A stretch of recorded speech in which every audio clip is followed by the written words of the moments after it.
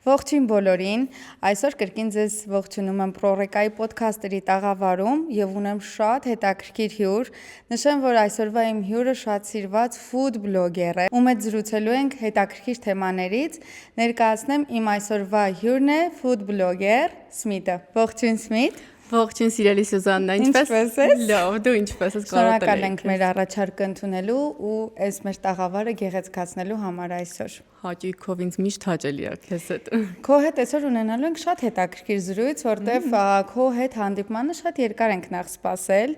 Այս հաղորդմանը ընկերներ ես սպասել եմ դեռ 1 ամիս,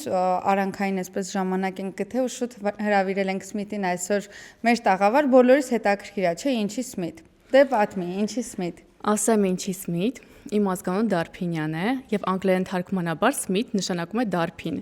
Այդպես ինձ փոքր տարիքից շատ է դուր եկել Սմիթը, հետո ես իմացա հայտնաբերեցի, որ իմ ազգանունը Դարփինյան Սմիթ է նշանակում ու փոքր տարիքից ես Սմիթ էի դրել։ Նախկինում одноклассника, չգիտեմ հիմա կա թե չէ, բայց одноклассникում էլ էի Սմիթ Facebook-ում ու այդպես բլոգ բացեցի։ Փաստորեն շատ վաղուց է Սմիթով հանդես եկել։ Շատ վաղուց, համասարանական տարիներին բոլորին Սմիթ գիտեն, թե թենիսի եմ գնացել պրոֆեսիոնալ։ Ինձ հետաքրքիր էր ու չէի հասցնում այս հարցը տայի ինչի Սմիթ։ Ոմանք Քրիստինային հենց Քրիստինա գիտեն, բայց մեծ մասամբ հենց ոլորտում, այսպես պրոֆեսիոնալ բլոգինգի ասպարեզում ինքը հայտնի է Սմիթ անունով։ Շատ հետաքրքիր էր։ Ինձ կնշես Սմիթ ջան, երբ ես սկսել քո գործունեությունը որպես Սմիթ բլոգերությունը, բլոգինգը երբ սկսեցիր։ Ասեմ, որ առաջին մասնագիտությամբ ես ֆրանսերեն լեզվաբան եմ, երկրորդ մասնագիտությամբ տնտեսագետ։ Սովորել եմ Բրյուսելում, այնուհետև Ժող ինստիտուտում գնացել եմ Ֆրանսիա, Սորբոնում սովորել որոշ ժամանակ, հետ եմ վերադարձել։ Վաու։ Դասավանդել եմ երկար տարիներ ֆրանսերեն, աշխատել եմ բաժնետիրական ընկերությունում, ընդհանրապես կապ չունի։ Բա ոնց որոշեցիր, որ դու պետքա սկսես բլոգինգով զբաղվել։ Ինչպես ասում են, դեկրետից հետո, երբ արդեն գործի չէի գնում, անդադ ռեստորաններ էին գնում, նկարում էի ուտեստները շատ էր ինձ դուր գալիս, ընդհանրապես ռեստորանում նկարել, սնունդը փորձել, անդադ շատ էի փորձում միշտ։ Ու մայրիկս է շատ համեղ էր պատրաստում, ես միշտ փորձում էի ուտեստները ու ոչ մի վատ բան չէի գտնում։ Ես միշտ փորձել եմ ուտելիքի մեջ վատ բան գտնել, փոքր տարիքից ու չէի գտնում։ Այդպես սկսեցի պատրաստել, շարժվում էր շտատիվը, երեխեն, այսպես գրկած, կամած քայլերով։ Եվ առաջին անգամ հիշում եմ հոլովակ նկարեցի, սինաբոն պատրաստեցի եւ մոտավորապես $3 գովազդ էի միացրել։ Շատ տարածվեց սինաբոնը, մոտավորապես ինձ ավելացավ 2 ամսում 10,000 հետևորդ։ 10,000 հետևորդից սկսվեց ամեն բան։ Այդպես սկսեցի պատրաստել, այնուհետև սկսեցի որ թվականներ են մոտ 21 թվականից սկսած 21 թվականից ոլորտում ես։ Ահա։ Քրիստինա, ինձ միշտ հետաքրքրել է մի հարց, մեր երկիրը, մեր շուկան, մեր հոռեկա շուկան շատ փոքր է։ Այսօր բոլորը այսպես իրար ընկեր բարեկամ են։ Այ ոնց է ընդունվում, երբ որ դու գնում ես ռեստորաններ ու քո անձնական, այսպես սուբյեկտիվ կարծիքով փորձում ես սկսվել ու հորթել իրենց։ Ես գիտեմ, որ նաև դու ունես պրոֆեսիոնալ բեքգրաունդ, որի մասին կուզեմ մի փոքր խոսես, քո մասնագիտական լեզվաբանությունից բացի բլոգինգի զուգահեռ ես գիտեմ, որ դու ունես տեխնիկական, այսպես շատ լավ մասնագիտական թեկվածություն, որից կուզեմ մեր հանդիսատեսը մեզ լսողը այսօր լսի։ Ինձ այ հետաքրքիր է այդ հարցը, այս շուկան պուճուր լինելով, ոնց ես դու կարողանում քեզ պահել ոլորտում առաջատար որպես բլոգեր, այսօր ֆուդի ոլորտում տեսնում ես շատ արագ բլոգերները գալիս են ու շատ արագ դուրս են մնում շուկայից, իսկ դու քանի տարի արդեն շուկայում ես, մարդիկ սիրում են, մարդիկ հավեսով լսում են քո ֆիդբեքերը, նույնիսկ վճարում են, որ դու գնաս ու ֆիդբեքեր տաս, չէ՞։ Ինձ հետաքրքիր է այդ վատ ֆիդբեքի հետ ոնց ես աշխատում մարդկանց այս փոքր շուկայում։ Այսպես ասեմ, նախ նշեմ, որ առաջին հերթին ունեմ խոհարարական դպրոց, որտեղ աշխատում են պրոֆեսիոնալ շեֆ խոհարարներ ու շատ պրոֆեսիոնալ պատրաստում են, մենք միասին ենք փորձում անընդհատ, ես իրենցից շատ բան եմ սովորել, բացի այդ, ֆրանսիացի շեֆի մոտ անցել եմ ուղի, աչքերս փակ, մոտավորապես 14 համ կռահել եմ պեստո սոուսից մինչև սևի կռա եւ սերտիֆիկացվել եմ որպես դեգուստատոր։ Երբ սերտիֆիկացվեցի, արդեն շատ սկսում էի փորձել ու ուզում էի մարդկանց ցույց տալ, որ պետք է գնահատել ճիշտ ուտելիքի որակը, չափաբաժինները, արդյոք արժեքը համապատասխանում է չափաբաժնին եւ իմ նպատակը նպատակը հենց բլոգինգում եւ որպես իմ մասնագիտության մեջ մարդկանց ցույց տալ որակյալ ուտելիքը ինչպիսին պետք է լինի, որպեսզի սովորական ուտելիքից տարբեր են։ Հիմա շատ անգամ ռեստորաններ ես գնում ու հոտած սաղմոն են ուղակի քեզ տալիս ու մարդ չի հասկանում հիվանդանոցը մի անգամից ընկնում մեկ Ես հիշում եմ քո ճիճուների հոլովակը հիշացրու շատ վատ փորձ ունեմ աղցան էի պատվել չեմ նշի որ ռեստորանում շատ վատ այսօր հակագովազ չեն կանում գովազներ չեն կանում աղցան էի պատվել եւ մեջից ворդ հանեցի ասում սա ինչ է ասում են դա պեկինյան ծագում ունեցող ճիճու է ու ինձ համոզում է որ ես պետքա դա ուտեմ ասում լվացեք կերար չէ չեմ կերել ուղղակի գաղափար չուներ ում համոզում որ ուղղակի չի կարելի որ ճիճուն լինի աղցանի մեջ բացի այդ ամբողջ կանաչիները կեղտոտ խնդրում եմ ռեստորաներին շատ լավ լվալ կանաչիները որովհետև առաջին հայացքից ամեն ինչ երևում է մի խոսքով ես ուղղակի սթորի արեցի ու այդպես էլ իրենք չընդունեցին իրենց սխալը ինձ բարկացնում է այն որ շատ ռեստորաններ ես ուղղությունը տալիս եմ թե ինչպիսին պետք է լինի որակը սոուսը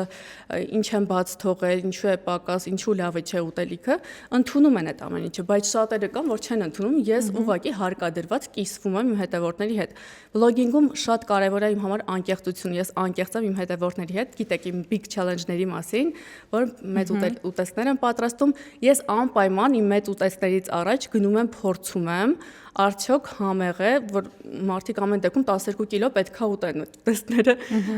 որպեսզի մարդիկ գնան հանգիստ մասնակցեն ոչ թե չկարողանան ուտեն վատ համից այլ չափից դրա համար շատ կարևոր է որ ուտելիքը ամեն ինչը իդեալական լինի ու կխնդրեմ բոլոր ռեստորաններին պահեն այն սանդղակը ու չիջացնեն, որովհետև մարդկանց առողջությունը շատ կարևոր է։ Քրիստինա, ես ուզում եմ էլի հետ վերադառնամ իմ հարցին, ուզում եմ նշել, ուզում եմ այդ հարցի պատասխանը իմանամ, հիմա կասեմ ինչի, այստեղից մի քանի տարի առաջ ես ինքս նույնպես սիրում եմ գնալ ռեստորաններում ու քանի որ դու ոլորտի մասնագետ ես, դու բոլոր սխալները միանգամից նկատում ես։ Չեմ հիշում, որ ռեստորանի մասին մի հատ ֆիդբեք էի գրել ու այդ օրվանից մեկ շաբաթ շարունակ ինձ քաղաքում բոլորը զանգում էին, որ ես այդ իմ օձիվը ջնջեմ։ Ու ես դրանից հետո հասկացա, որ ես եթե մասնագետ եմ ոլորտում, ես պետքա մի քիչ լուր լինեմ։ Հիմա մեկ-մեկ որ շատ են ինչ որ մի բան են չի լինում, գրում եմ անձնական։ Այ քո դու բլոգեր ես, դու կարծիքով քո կիսում ես, մարդիկ քեզ են քո կարծիքի համար են հետևում։ Ես ուզում եմ հասկանամ ո՞նց ես դու այդ քո հարաբերությունները շուկայում sense լավ պահում։ Օրինակ, ո՞նց է որ դու չես ձեռք բերում թշնամիներ, քեզ չսիրողներ։ Շատ հարաբերական ասված, որ ես չեմ ձեռք բերում թշնամիներ, որովհետև մի քանի անգամ իմ cooking school-ի զամոկը ուղակի ջարդել են, շատ վատ ճանապարհ, դժվար ճանապարհ եմ անցել, այնպես չի որ հեշտ է կրիտիկ լինելը, անկեղծ կարծիքով կիսվելը, որովհետև մի քանի անգամ էջս են կոտրել, սպամեր են հազարավոր ուղարկել, բայց ես չեմ հանձնվել, դրանից չեմ հանձնել, հայրիկս միշտ ասում հերիքա, սուսմունա մի խոսա, բայց ես ուզում եմ կիսվեմ, անկեղծ ես որ չկիսվեմ, ով կիսվի։ Նայում եմ ընդհանրապես Աստորեն հեշտ չի եղել ճանապարհը։ Ընդհանրապես հեշտ չի եղել, շատերը տեսնում եմ, չեմ ուզում նշել բլոգերներ, ուղղակի ամեն բան գովազդում են, ամեն բան գովաբանում են։ Ես ուղղակի մեկ բլոգերի ռեկոմենդացիա արած սուշին էի պատվիրել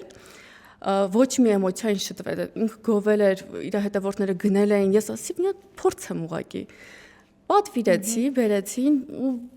ոչ մի բան չկա ոչ մի էմոցիա չեմ ստանում սաղմոնը համով չի պանիրը քիչ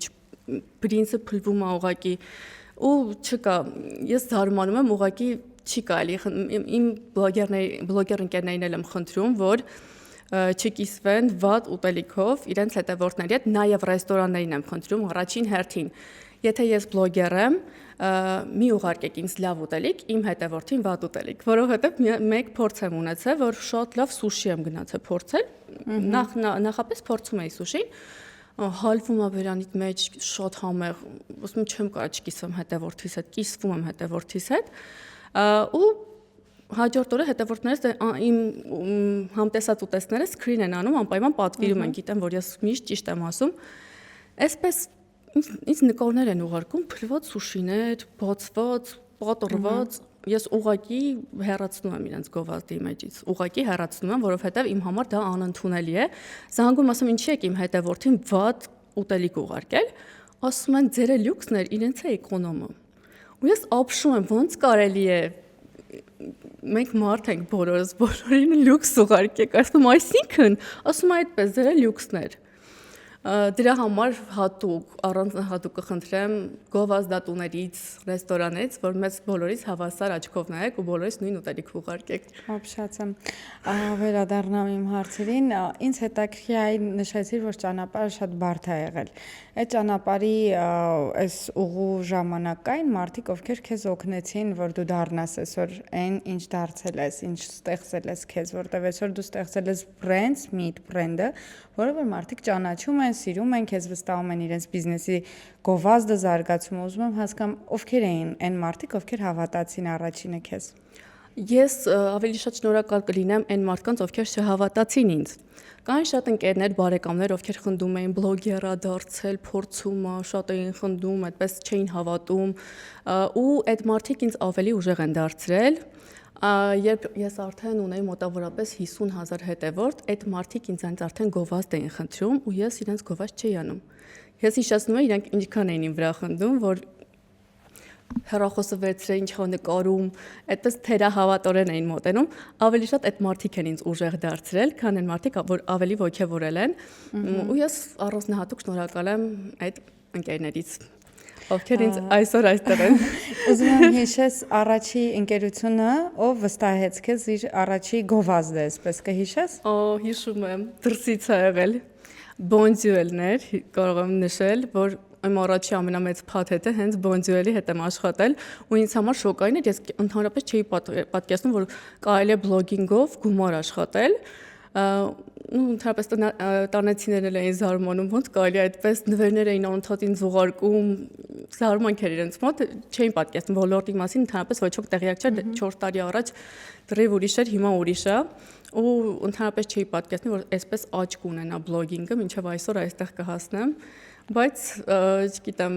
իմ լավագույն որոշումներ ու ես հասկացա, որ ես ընդհանրապես օֆիսում չեմ կարող աշխատել, իմը չէր, ես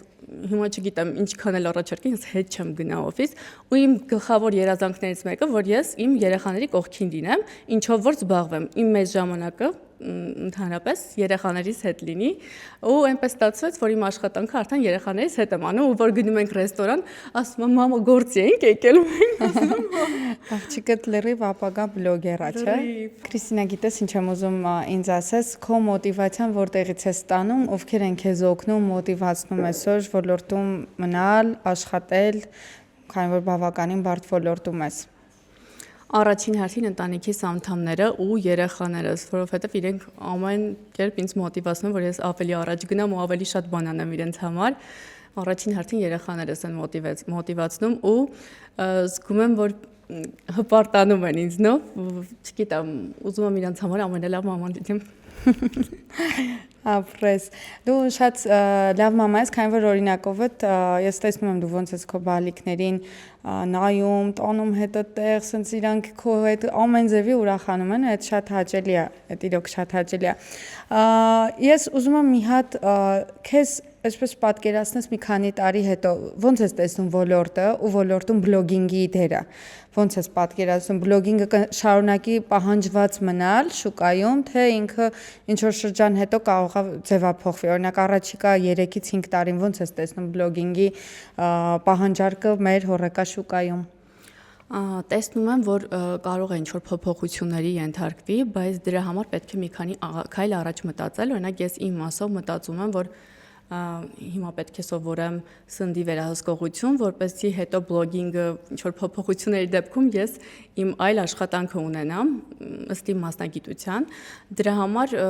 մյուս բլոգերներին է խորհուրդ կտամ, որ միայն բլոգով չապրեն, ունենան բիզնես, իրենց սեփական բիզնեսը եւ սեփական բիզնեսը առաջ տանեն բլոգինգով, որովհետեւ չգիտես վաղը ինչ կլինի, կարող է այդ բլոգը չլինի ու դու ինչ պետքա ուտես, ինչով պետքա ապրես, պետքա ուղղակի մտածես մի քանի քայլ առաջ ու ապահովագրես քեզ։ Քրիստինա, նախ մերսի շատ այս հետաքրքիր զրույցի համար, շատ սաուն գնացինք։ Ինձ հետաքրքիր է քո խորհուրդը նաև ռեստորատորներին, բիզնեսներ ունեցողներին, ռեստորաններ ունեցողներին, որն է քո ամենարժեքավոր խորհուրդը, որ կուզես տալ։ Ռեստորատորներին, թեկուզ ռեստորանային ոլորտում աշխատողներին խորհուրդ կտամ, որ պահպանեն ստաբիլությունը։ ստաբիլ լավը լինի ուտելիքը կամ ստաբիլ վատը, ոնց իրենց հաճախորդները սովորեն։ Օրինակ մեկ օրինակ բերեմ, ես ամեն ամիս տատիկիս մի քանի անգամ լիմոնի տորտիկ էի ուղարկում, շատ էր սիրում։ Անընդհատ ես ուղարկում էի ու մի օր տատիկը փորձեց, ասեց ոնց որ ցեխ լինի, տորտիկը առաջվան չի։ Ու ես այնքան էի նեղվել, իրենց հետ խոսեցի ինչ եք որակը փոխել, այդպես է պետք։ Դրանից հետո ես ընդհանրապես չպատվիրեցի այդ տորտիկից, իմ համար ամենաարժեքավոր խորհուրդը պահպանեք ձեր ստաբիլությունը, որպեսզի մարդ իմանա ինչ է ուտում ու շարունակի ուտել նույն կերպ։ Ոչ թե մի օր կանգ առնի ու էլ չպատվիրի ձեզանից ոչինչ։ Քրիստինա, շնորհակալ եմ քեզ քո խորհուրդների, քո ոլորտում հետաքրքիր գործունեություն ծավալելու համար, քանի որ այսօր ցանկացած ֆուդ բլոգերով գրագետ ձևով աշխատում է շուկայում, իրենք օգնում են այսօր Հայաստանում հոռեկա շուկան 1-2 քայլ առաջ տանելու հարցում։ Այսօր շատ ռեստորաններ հենց ձեր շնորհիվ է առաջ գնում, աճում, զարգանում, ձեր գովազդի, ձեր ռեկոմենդացիայի, ձեր խորհուրդների շնորհիվ է աճում։ Շատ կարևոր է, որ դու ունես նաև մասնագիտական, իրան նայում ես որպես մասնագիտություն, ոչ թե ուղղակի հոբի։ Դրա համար քեզ շատ շնորհակալ եմ։ Այսօր մեր շեֆերը շատ ժամանակ առհասարակ աշխարհում շեֆ խոհարարները իրենք չեն սիրում աշխատել բլոգերների հետ, ովքեր զուտ կիսվում են սուբյեկտիվ կարծիքով, չունեն մասնագիտական այսպես տեխնիկաներ, չունեն մասնագիտական կրթություն։ Շատ լավ է, որ դու լիցենզավորված ես։ Ես բոլորիդ մեր լսողներին խորհուրդ կտամ համագործակցեք Քրիստինայի հետ, քանի որ շատ ես ինքս համագործակցում եմ, աշխատում եմ ու շատ սրտացավ մոտեցում եմ տեսնում յուրաքանչյուր բիզնեսին։ Իսկ մենք շարունակում ենք մեր հետաքրքիր ոդքասթերը ոլորտի լավագույն մասնագետների հետ։